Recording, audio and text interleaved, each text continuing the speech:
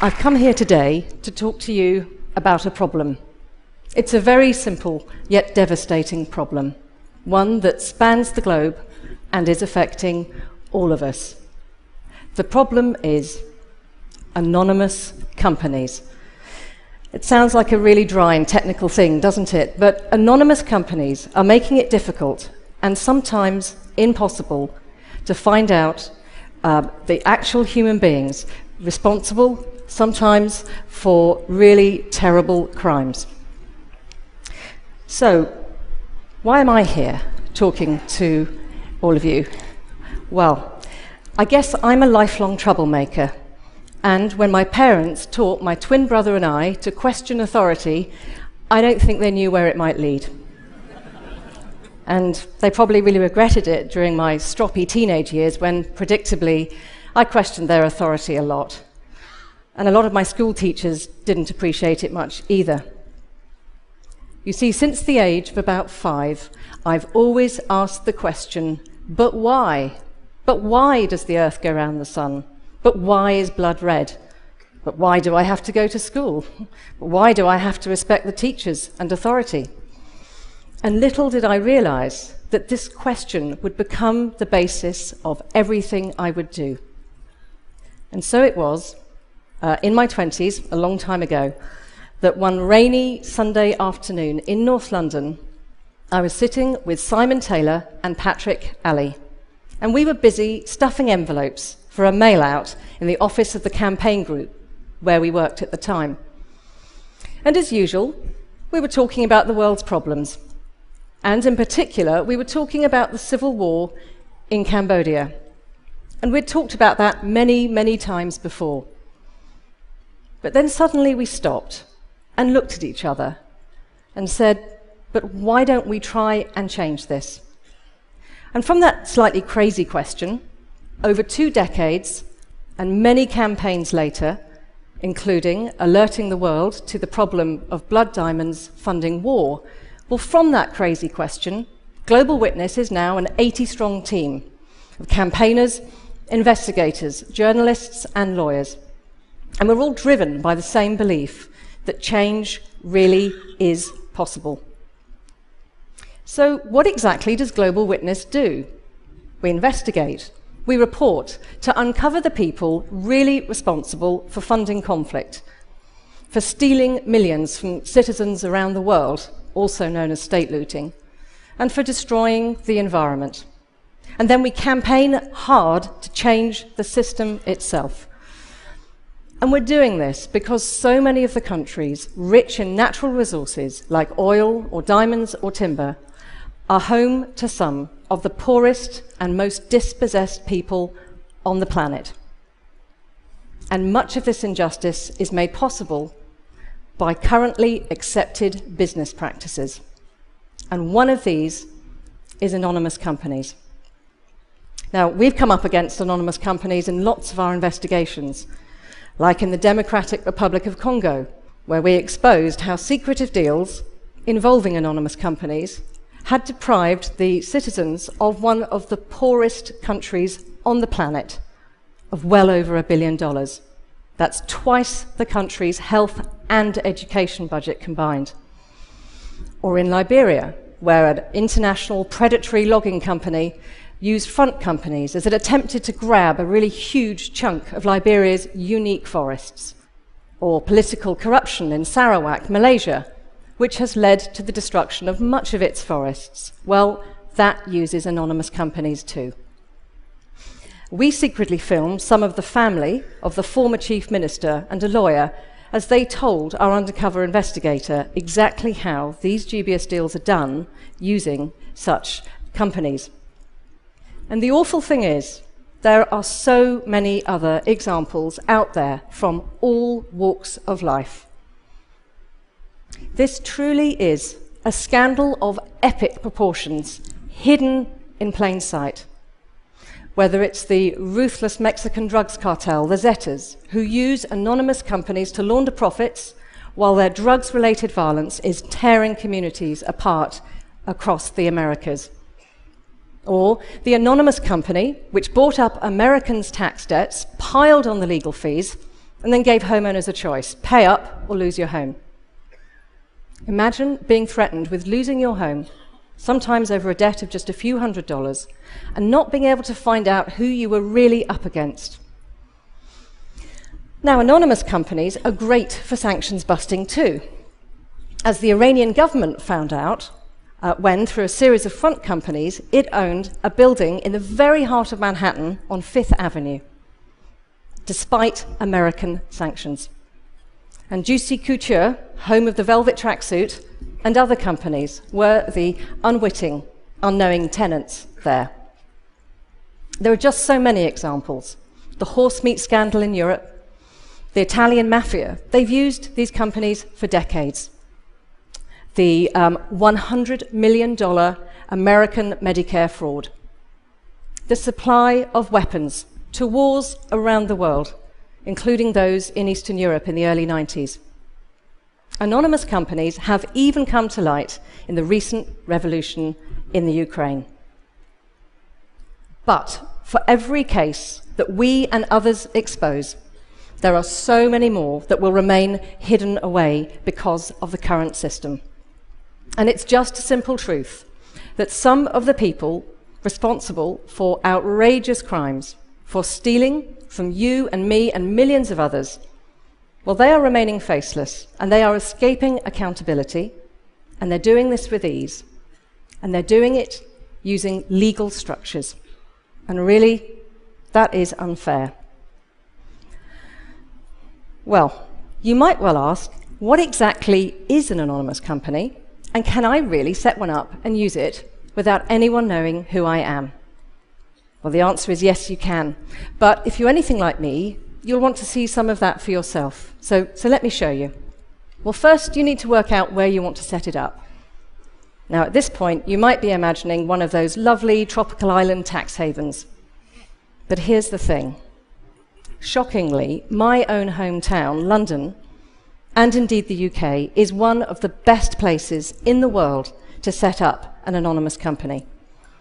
And the other, even better, well, I'm afraid that's America. Do you know, in some states across America, you need less identification to open up a company than you do to get a library card. Like Delaware, which is one of the easiest places in the world to set up an anonymous company. Okay, so let's say it's America, and let's say it's Delaware. And now you can simply go online and find yourself a company service provider. These are the companies that can set your one up for you. And remember, it's all legal, routine business practice.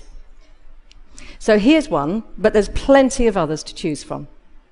And having made your choice, you then pick what type of company you want, and then fill in a contact, name and address. But don't worry, it doesn't have to be your name. It could be your lawyer's or your service provider's. And it's not for the public record anyway.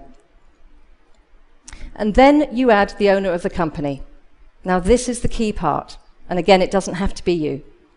Because you can get creative, because there is a whole universe out there of nominees to choose from.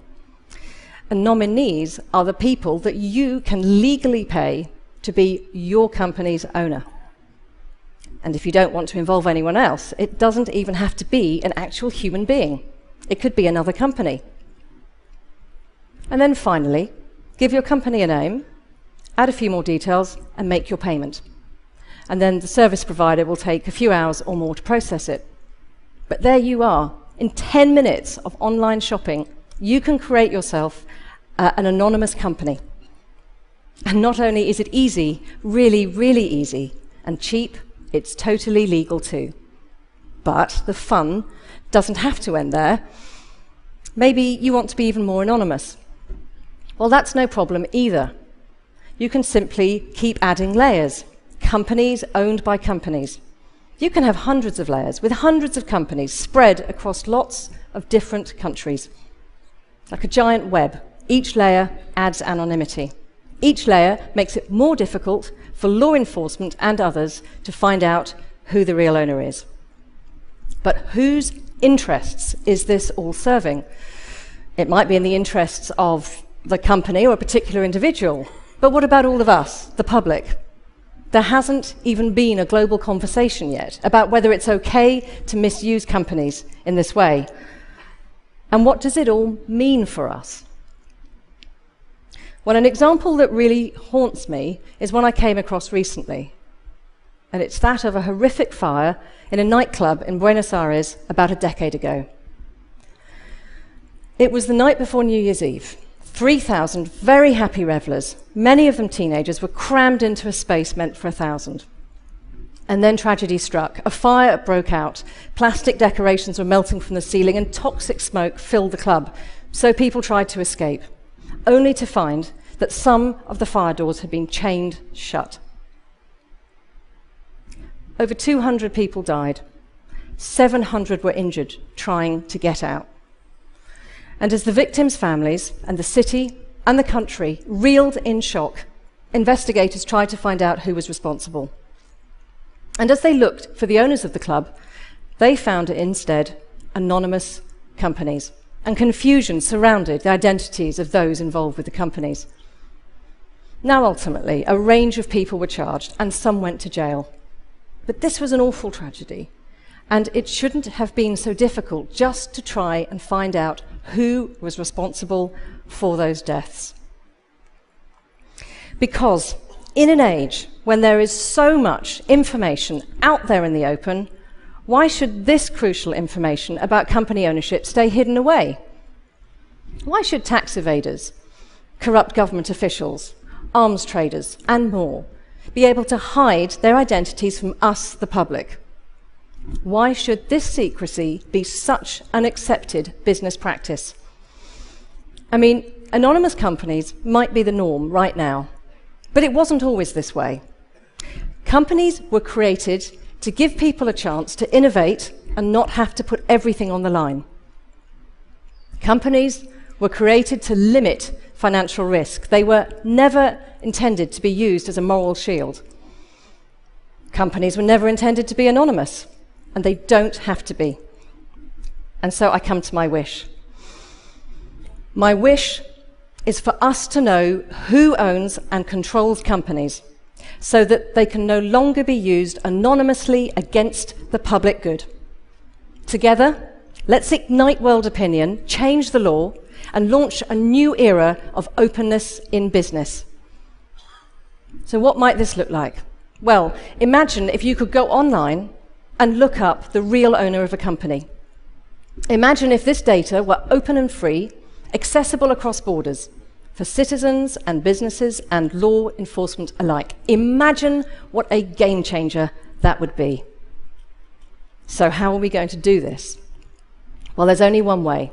Together, we have to change the law globally to create public registries which list the true owners of companies and can be accessed by all, with no loopholes. And yes, this is ambitious, but there is momentum on this issue. And over the years, I have seen the sheer power of momentum, and it's just starting on this issue. There is such an opportunity right now. And the TED community of creative and innovative thinkers and doers across all of society could make the crucial difference. You really can make this change happen. Now, a simple starting point is the address behind me for a Facebook page that you can join now to support the campaign and spread the word. It's going to be a springboard for global campaigning. And the techies among you, well, you could really help us create a prototype public registry to demonstrate what a powerful tool this could be. Campaign groups from around the world have come together to work on this issue. The UK government is already on board. It supports these public registries. And just last week, the European Parliament came on board with a vote 600 to 30 in favour of public registries. That is momentum.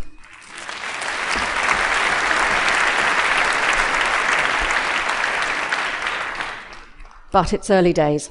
America still needs to come on board, as do so many other countries. And to succeed, we will all together need to help and push our politicians, because without that, real, far-reaching, world-shifting change just isn't going to happen.